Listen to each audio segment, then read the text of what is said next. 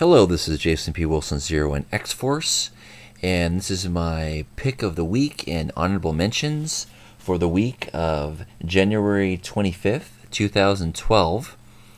And first up here are my honorable mentions, and I just want to show some of the covers. I picked up all the regular covers for Lord of the Jungle. They were only $1 each. I thought it was a great opportunity to pick up all that they had.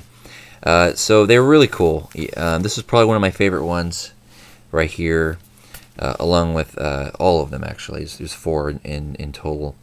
But yeah, really great job here. Probably this one here and the one that I showed and I'm going to be showing are my favorites. So, yes, this is, of course, if you watch my posting, the comic translation of the novel, which is Lord of Grayskull, which is the telling of Tarzan. This is his full origin and full breakdown of the actual book. So this is also uncensored. They wanted to show everything that the book had in great visual detail. And for a first issue, I thought they did a great job. First up, one thing I always wanted to know more about was the parents. These parents were extremely interesting and capable people, especially for them to have been put in a situation that they were, but to have thrived even before their demise. So this I thought was a great first issue. Number 1, the Savage Home. We get to see the Tarzan's parents. We can see how they were put on the island, the motivations behind it, and I really liked seeing what kind of people the parents were, because even though they don't actually get to raise their son, you can see right away that there's definitely genetics involved in Tarzan's ability to survive and thrive in this atmosphere. His father has obviously great genes. He's very physical. He's extremely intelligent. He's very capable. And we see this right away.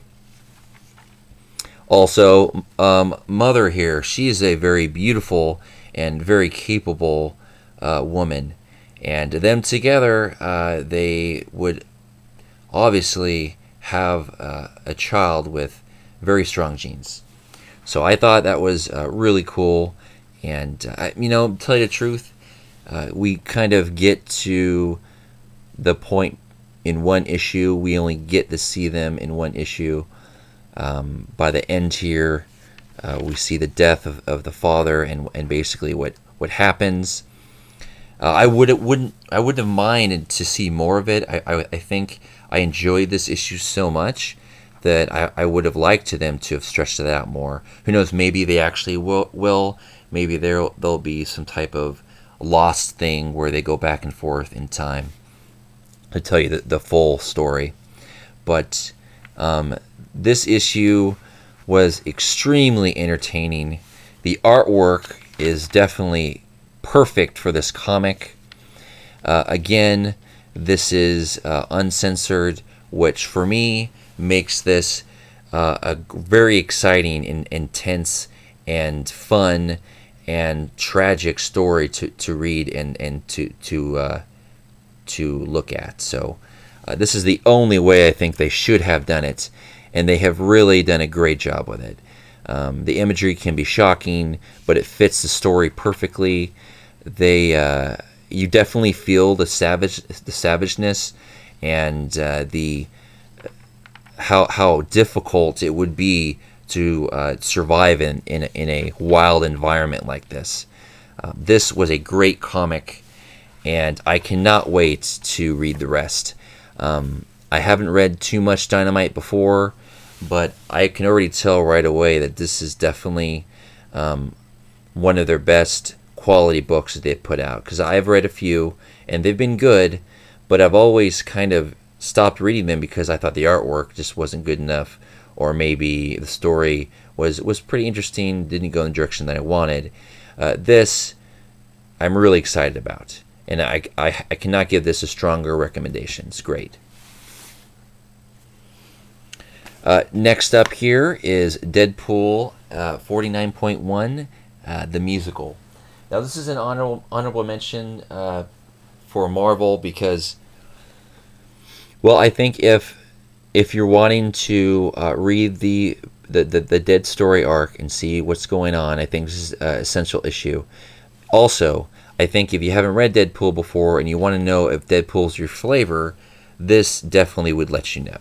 Because if you, Deadpool is definitely an acquired taste. So if you pick this up and love it, you know you're going to love Deadpool. If you pick it up and you have a question mark in your head, then maybe you're not a Deadpool guy. Me and my nephew, we love Deadpool, and it's because he's a great character, and he is usually and almost always written perfectly. The art goes back and forth. Sometimes the artwork's just okay. Sometimes it's great. But when Deadpool is done right, and the combination of art and writing is there is no better read. So this basically kind of sets us up to what has been happening to Deadpool, who Deadpool is, and it's done with extreme humor, and it's very canny. This would never be called the Uncanny Deadpool. If anything, this would be called the Canny Deadpool.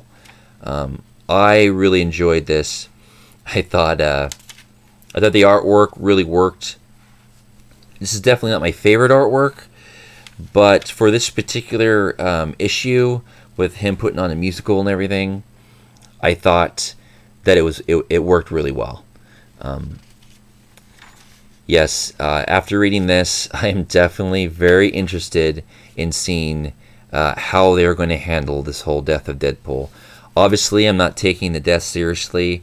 This is obviously going to be done Deadpool style, but this is definitely something that I do recommend for any Marvel fan or comic fan. A definitely must read, in the perfect jumping on point for anyone who's a Deadpool fan. So a strong honorable mention for Deadpool the Musical, 49.1. And next is my comic pick of the week. And this is extremely strong pick of the week from me. And this is, of course, Justice League number 5. This was everything that I wanted it to be. It's been great since issue 1, but there's always been something more than I wanted. And then I read issue 5, and it delivered everything that I've been hoping to have been reading in Justice League. The build up to this point was great. I think the pacing was perfect. I think number 5 is the perfect issue to do this on.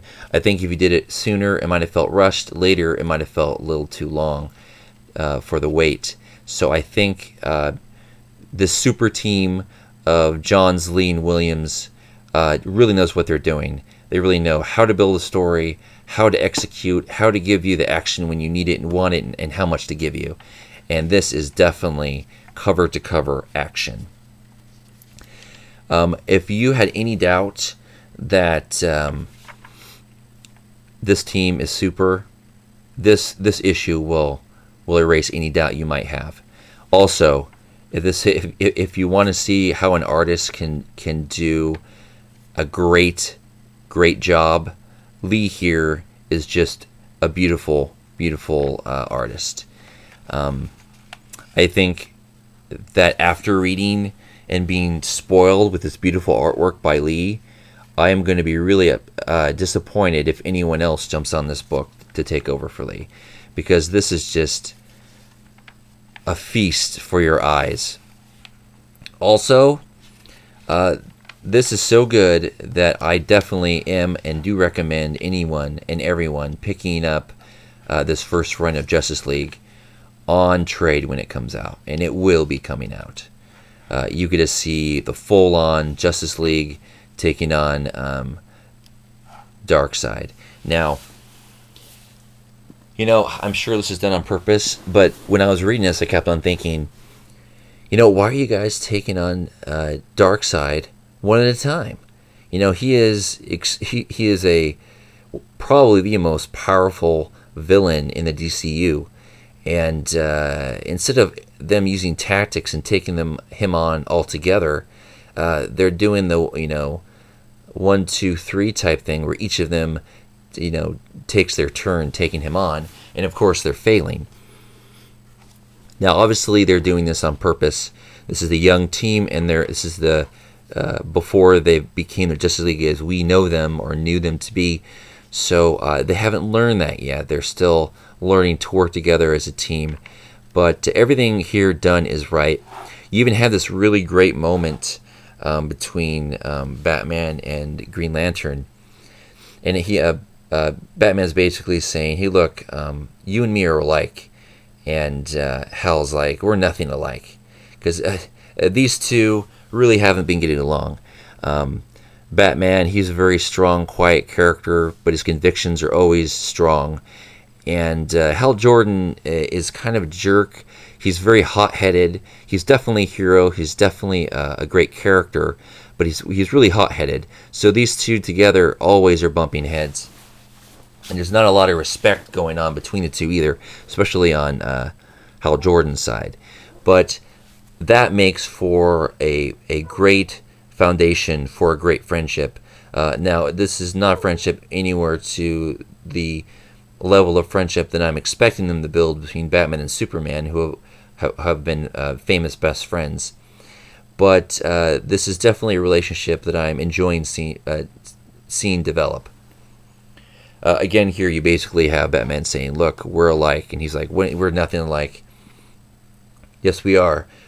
We're surrounded by superhumans, and we are human. So they really have a cool moment there, and then Batman reveals who he is. Now, I thought this was kind of hilarious. He's like, this is the big moment, right? Batman saying who he is. My name is Bruce Wayne. And Hal Jordan gives the perfect Hal Jordan answer. Who the hell is Bruce Wayne? I thought that was great. This I am Bruce Wayne, and you expect, oh wow, you are? He's like, who the hell is Bruce Wayne? A perfect Hal Jordan response, and I think this is a well-written comic book. Again, the writing is definitely strong and great, but it takes a back seat to the fantastic pacing, action, and artwork. This is Justice League done right, and like I said, once I got done with this issue, I could not wait to read the next one. A great comic book, an extremely strong pick of the week for Justice League number 5. This is Justice League done right. It is definitely the flagship of the DCU. It's hitting home runs. It's firing on all cylinders. If you're not reading Justice League, you need to be reading Justice League. And with that, those are my comic pick of the week with honorable mentions. And I'm curious what your guys' pick of the week was, and if you thought that Justice League number 5 was the home run that I did. And with that, thanks for watching, and I'll see you next time.